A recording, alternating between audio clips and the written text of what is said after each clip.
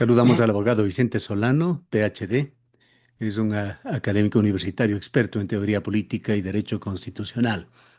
Abogado Solano, con el advenimiento del gobierno de Daniel Noboa, el sistema jurídico institucional de Ecuador atraviesa por una metamorfosis acelerada, por el uso sistemático de leyes económico urgentes, un caso excepcional que permite la Constitución, pero que se va erigiendo como la técnica legislativa predilecta para imponer reformas de alto calado estructural.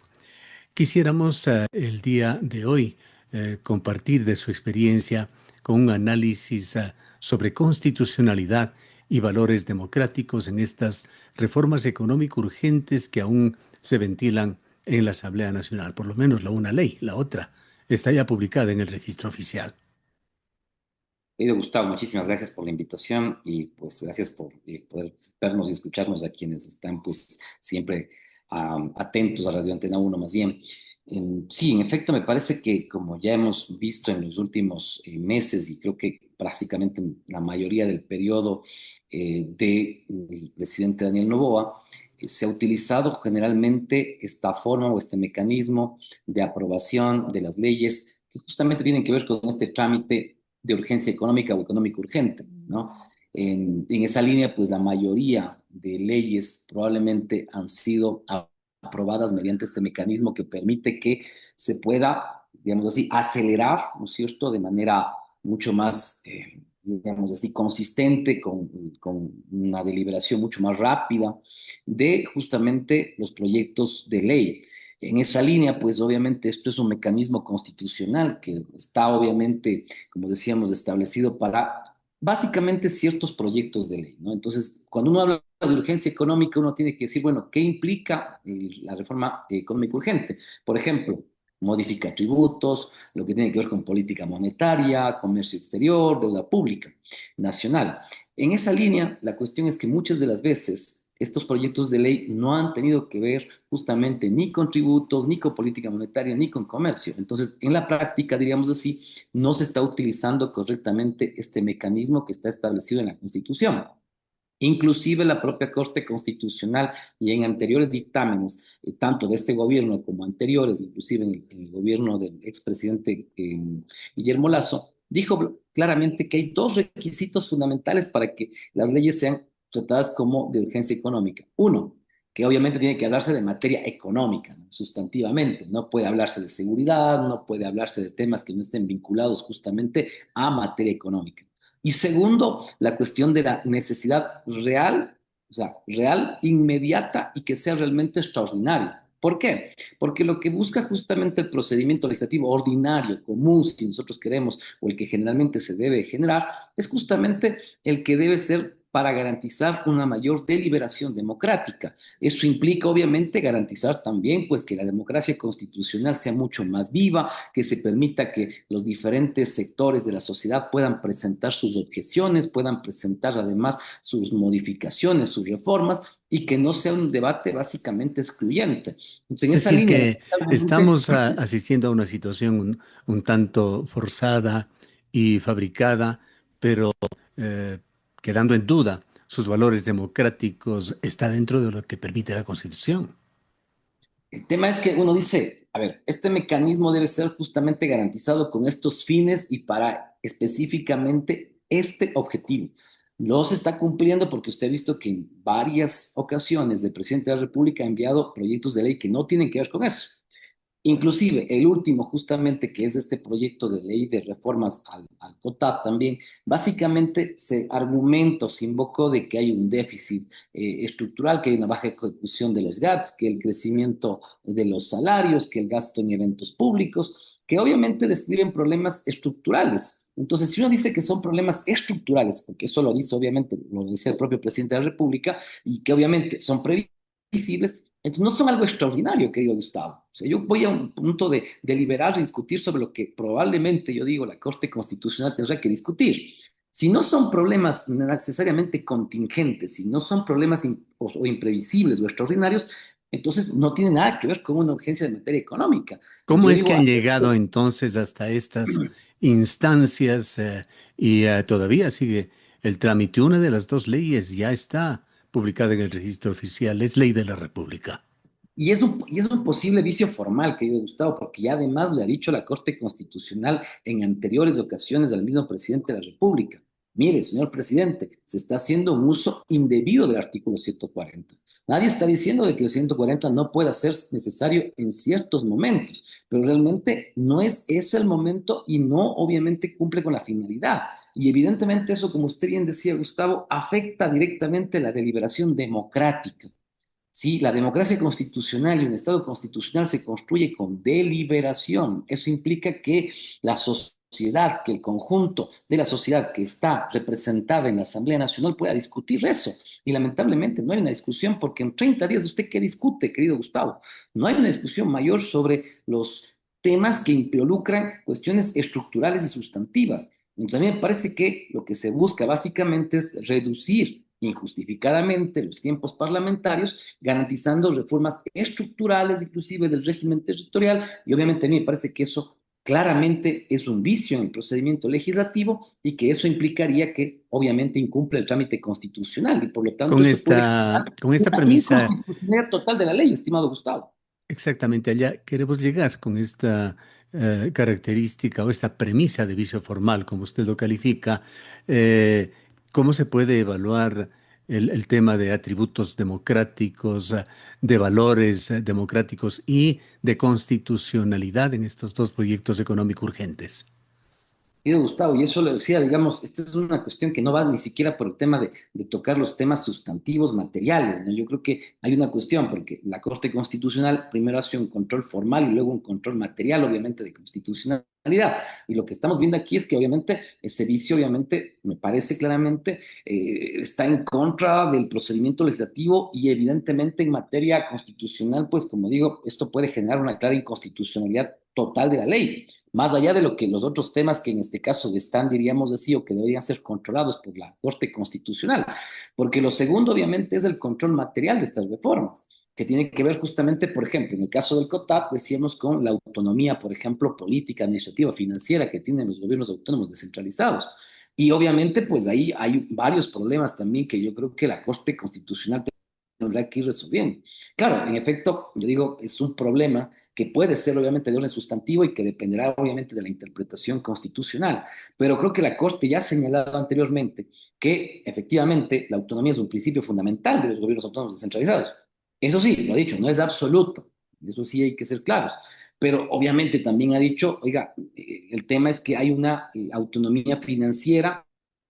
Eso implica que debe haber coordinación fiscal entre el Estado central y los GATS, pero jamás por eso implicaría pues que puede vaciarse del contenido esencial del derecho de la autonomía financiera. Entonces, claro, lo que nos están diciendo un poco es que si es que incluso se diríamos, se diera un incumplimiento supuestamente de estas reformas normativas que ya están obviamente aprobadas, hay una subordinación, diríamos así, de los GATS, obviamente, ante el Estado central. Hay una intervención del Estado Diseccionando, central permanente. diseccionando un poquito las cosas y tomando dos puntos de partida. El uno de que esta ley sobre el COTAD es ya ley de la República. El otro sobre lo expresado por el secretario jurídico de la presidencia, Enrique Herrería, sobre esos cuidados que se habrían puesto para no caer en inconstitucionalidades. Quisiera preguntarle sobre los límites que establece la Constitución respecto al tema de la unidad de materia y si es que posiblemente o ha sido vulnerado en las reformas a la COTAD en su criterio. Yo creo que en este caso, bueno, el tema de unidad de materia me parece que no es, digamos, el principio fundamental o que entraría, diríamos, probablemente. Serían unos temas a observar. Me parece que por ahí, al menos desde mi perspectiva, me parecería que podría ser, en este caso, sobrepasar el test de constitucionalidad. No quiero decir con eso que la Corte Constitucional no ha dicho varias cosas ya sobre el tema de unidad de materia. Sin embargo, en el caso de la reforma del COTAD, me parece que va en la línea justamente de que sí podría cumplir con ese atributo. No obstante, yo le digo, querido Gustavo, el problema no es solamente uno, porque usted sabe que la inconstitucionalidad de ciertas normas tiene que ver con varios temas. Entonces, y a mí lo que más me preocupa efectivamente tiene que ver, uno, con el problema de la autonomía, pero dos, con otros temas también que van vinculados directamente a la afección que podría generar, obviamente, como decíamos, estas reglas nuevas que se establecerían en el COTAD, que efectivamente a mí me parece son peligrosas y que, claro, afectarían a la sobre todo autonomía financiera, diríamos así, en global, de los gobiernos autónomos descentralizados. En cuanto Como al camino que se ha seguido, ¿qué nos puede decir usted sobre ese principio de participación plural del cual habla también la Constitución, si no me equivoco, en el artículo 225? bien, yo creo que ahí hay que entender una cuestión importante, ¿no? Más allá de las posiciones que puedan darse a nivel de la asamblea, a nivel inclusive de la discusión que debería darse sobre una normativa, lamentablemente acudimos a que cada vez más hay una exclusión en torno a la participación en la discusión sobre estos temas. Y no digo únicamente porque debería, sí, efectivamente, aunque es una ley, se debe discutir en la Asamblea Nacional y son obviamente los bloques legislativos, las bancadas legislativas, los asambleístas los que deben establecer las líneas de conducción en torno al debate. Pero realmente yo creo que no ha habido un aporte sustancial y fundamental de diferentes actores, desde obviamente quienes son los afectados, los gobiernos autónomos descentralizados, ¿no? Que creo que es un primer ítem y un primer grupo importantísimo que debería participar. Más allá, como digo, de que en esos bloques también obviamente hay una diferenciación, ¿no? Hay bloques que están a favor de esa reforma, probablemente la mayoría creo que están en contra. También la participación, evidentemente, de los organismos técnicos, de los organismos, en este caso, como el CONAGOPAR y otros, pero además, efectivamente, yo creo que una participación mucho más técnica, incluso de la academia, en torno a la discusión sobre el funcionamiento de los GATS. Yo creo que, como decíamos, si uno plantea que estos problemas son estructurales, porque no son en este caso, querido Gustavo, problemas, diríamos así, incluso extraordinarios, no son contingentes, ¿no? Se viene diciendo y se ha establecido una narrativa en el sentido de que los GATS hacen digamos, un gasto en torno a ciertos eventos públicos, conciertos y otros, que puede ser posible en ciertos gobiernos autónomos centralizados. Pero el tema no es ir por el tema de básicamente restringir o en este caso establecer una regla que pueda afectar efectivamente a el tema de, por ejemplo, proyectos sociales que al final de cuentas también permiten la realización de derechos económicos, sociales y culturales o derechos del buen vivir. ¿Y qué implica eso? De que esos derechos se realizan en medida de que se cumplan con las políticas públicas. Si las políticas públicas no se cumplen, no se generan también en esos gobiernos autónomos centralizados, obviamente eso implica la posibilidad de una regresividad en torno a los derechos económicos, sociales y culturales. Y la Constitución obviamente establece la progresividad y la no regresividad. Entonces, Esa claro, regla fiscal del 70-30 impuesto a los GATS, ¿en qué medida es compatible con el principio de autonomía financiera? yo decía primero, obviamente esta regla lo que prioriza obviamente es la infraestructura física, ¿no? Y obviamente habla que esa infraestructura física es sobre, obviamente, identificada como gasto social y clasificado como corriente, ¿no? Pero el problema es que no todo tiene que ver obviamente con, diríamos así, obra física, ¿no? Yo creo que la infraestructura física es importante, pero efectivamente la posibilidad de que se reduzcan, por ejemplo, programas sociales, que es lo que incluso algunos sectores han identificado ahí, no solamente los GATS, la atención a grupos vulnerables o grupos de atención prioritaria, protección de, por ejemplo, de mujeres, en este caso, víctimas de violencia, personas con discapacidad. Bueno, todos estos grupos, efectivamente, pues eso implicaría una posibilidad de regresión, como decíamos, de manera sí, indirecta, pero hay una regresión efectivamente en los derechos sociales. Y la Corte Constitucional ha dicho claramente, querido Gustavo, que la medida, obviamente las medidas que pueden ser en este caso regresivas, deberían ser plenamente justificadas, necesarias y que no afecten el Ujú. contenido esencial de sus Claro. derechos. Yo Los creo que eso no está alcaldes, cumpliendo esa regla efectivamente desde esa perspectiva, querido Gustavo. los alcaldes del país, particularmente el alcalde de Cuenca, ha hecho énfasis en ese tema.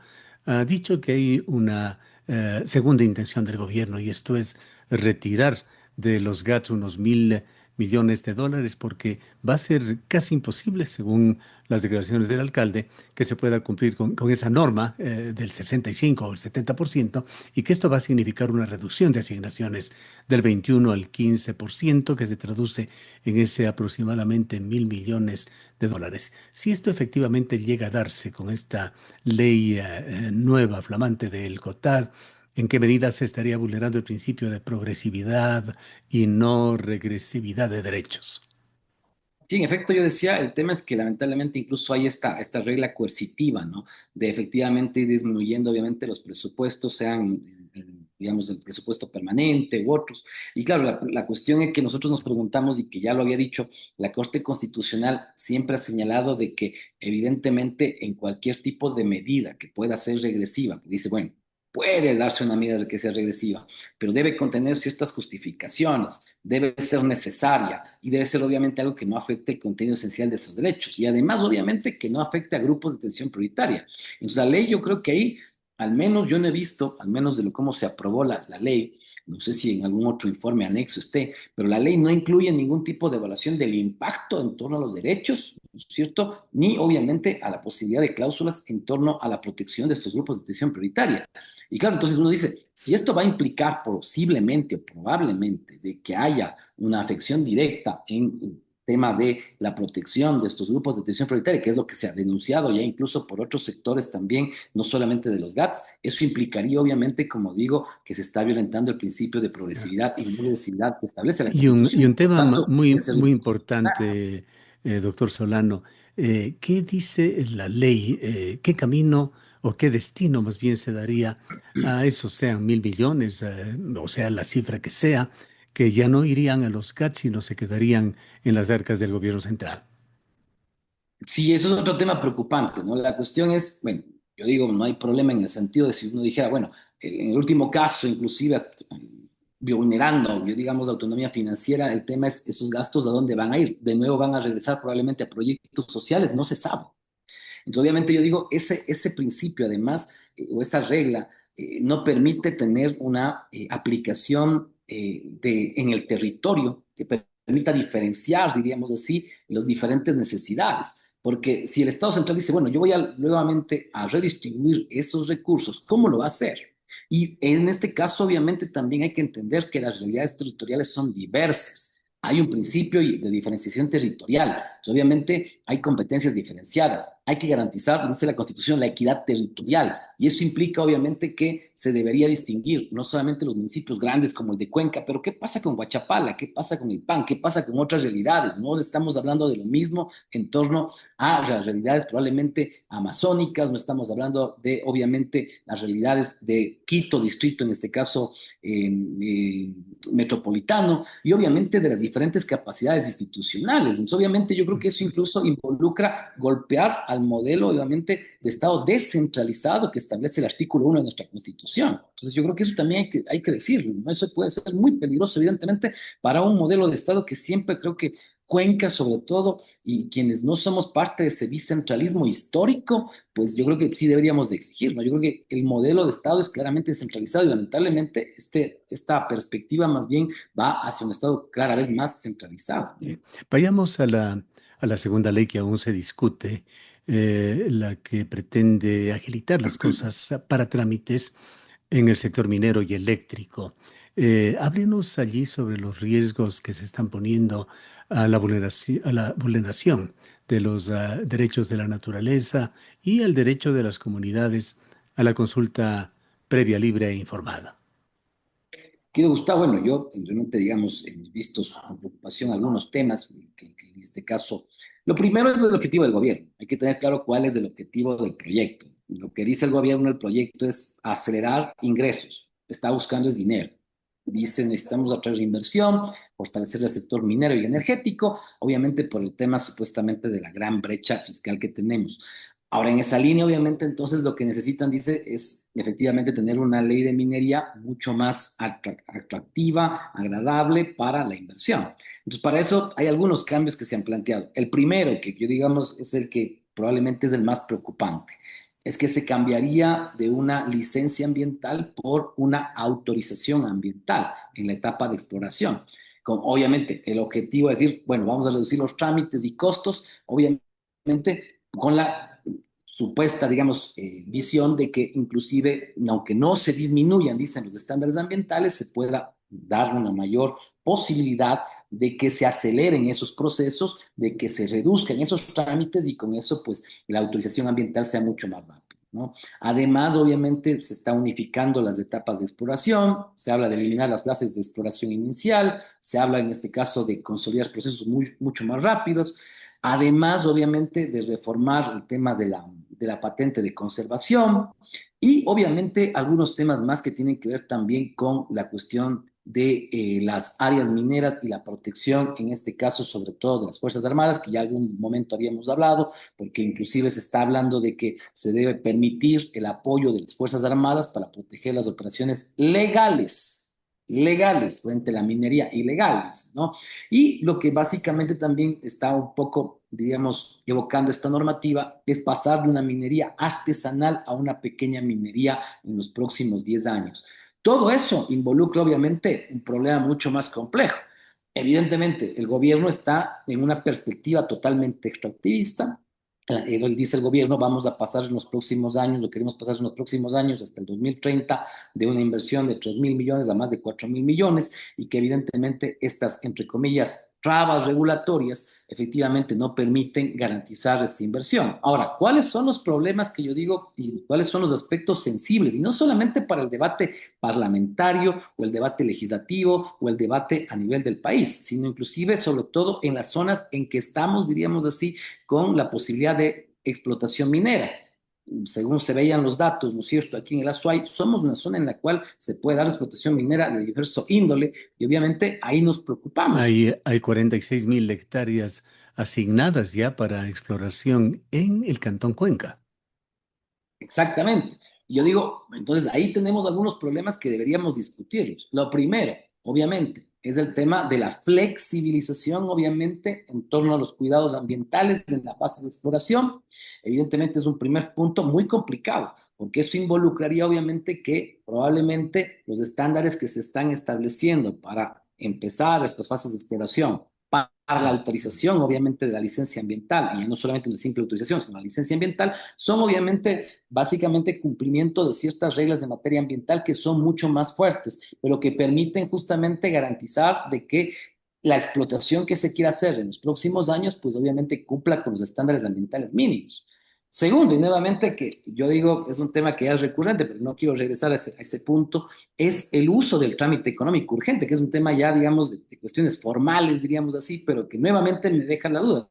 ¿No? Realmente es un tema económico urgente. Yo sigo con mis dudas porque yo creo que al menos en los dos estándares que ha planteado la Corte Constitucional, en este caso, pues, digamos, para mí no creo que cumplirían tampoco esos dos elementos. Y el Cuéntenos otro tema que algo, ¿cómo extender a la seguridad jurídica del capital extranjero que intenta el gobierno frente a la seguridad jurídica de los ciudadanos y de los gobiernos locales, así como los derechos de la naturaleza que están instituidos? Yo creo que ahí, diríamos, hay varios elementos, querido Gustavo, tendríamos que obviamente hacer creo que un conversatorio de esto, ¿no? Pero para mí me parece, como decíamos, que esta reforma de la ley minera es profunda y que no es una reforma cualquiera, porque va a modificar básicamente la estructura ambiental y minera y del desarrollo territorial. Entonces, hablar de figuras incluso institucionales que no nos quedan muy claras como clústeres, áreas estratégicas en el tema minero, no es un tema simplemente de una medida transitoria, es algo estructural. Entonces, por lo tanto, yo digo, lo primero es que esto debía discutirse como una reforma, sí, pero por el procedimiento legislativo ordinario. Segundo, hablar de el reemplazo, por ejemplo, de licencia ambiental por autorización ambiental, eso involucra perder los estándares mínimos de cuidado ambiental. Y eso además implica la posibilidad del daño ambiental que se puede dar y eso implica obviamente un daño también a la naturaleza, a sus ciclos evolutivos, a sus ciclos reproductivos. Entonces eso implica obviamente para mí que hay probablemente, ¿no es cierto?, ahí mismo un debilitamiento de la protección ambiental y de la naturaleza, lo cual obviamente me parecería que no es constitucional, ¿no? Bien, el tiempo Segundo, no yo nos creo da, que, el para tiempo ir no nos da para concluyendo, más. Sin Gustavo, perjuicio de solamente que una cuestión termine. importante. Sí, por Sí, favor. sí, solamente el tema, además que queda pendiente un tema que yo digo siempre, ya anteriormente también quedó en la discusión, que es el tema de la participación de las Fuerzas Armadas en la protección de la minería legal. Yo digo, eso es muy peligroso porque, claro, si usted ve, por ejemplo, que se pueda generar un proyecto minero que no esté, diríamos, de acuerdo la mayoría de la comunidad, las Fuerzas Armadas se van a convertir básicamente en una fuerza de choque, como lo han sido también las fuerzas, digamos así, paralegales o paramilitares, más bien, digamos, casi en ciertos territorios donde las mineras han han contratado a guardias, a empresas de seguridad para inclusive, yo digo, afectar incluso los derechos de de los territorios indígenas y comunitarios y que obviamente restringen la protesta social. Eso es muy peligroso porque, entre comillas, para garantizar la seguridad, eso no implica que se traduzca tal vez en la restricción ilegítima de los derechos, por ejemplo, como la protesta, ¿no? Y justamente hay llamados ya a plantones y protestas y hay también una serie de anuncios de que vienen las demandas constitucionales. Con esto finalizamos, abogado Solano. ¿Qué deriva piensa usted van a tener estos dos proyectos? Bien, lo primero es que se están presentando algunas acciones ya constitucionales, tanto frente a la reciente aprobada reforma al COTAD, que obviamente eso ya implica, obviamente ya es ley de la República, habrá que ir hacia una acción pública de inconstitucionalidad inmediata. Y segundo, obviamente se están estableciendo sobre todo demandas también en torno a la falta de consulta previa o prelegislativa, efectivamente en este caso que se están dando en torno a la reforma de la ley minera. Hay que ver si estas, obviamente, vías, diríamos, en este caso, sean las procedentes, pero evidentemente, más allá de eso, me parece que no se ha cumplido con esos estándares y pues evidentemente, pues probablemente esa norma también de la reforma de la ley de minería sería inconstitucional. Ahora la cuestión es, el gobierno probablemente, como siempre lo ha hecho, va a aprobar estas normas, la Asamblea Nacional lo va a hacer y probablemente en pocos días pues tendremos también aprobada esta nueva reforma.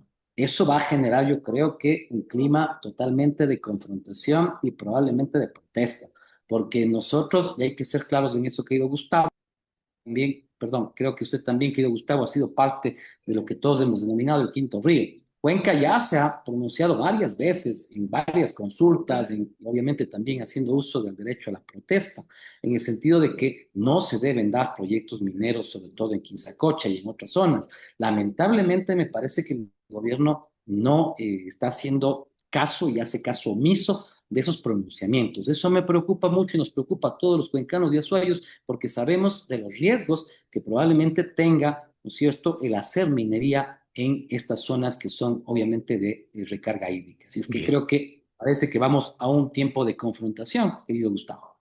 bien. Le agradecemos mucho por haber estado con nosotros. Muchas gracias, querido Gustavo. Declaraciones del abogado Vicente Solano, PhD, un académico experto en teoría política y derecho constitucional.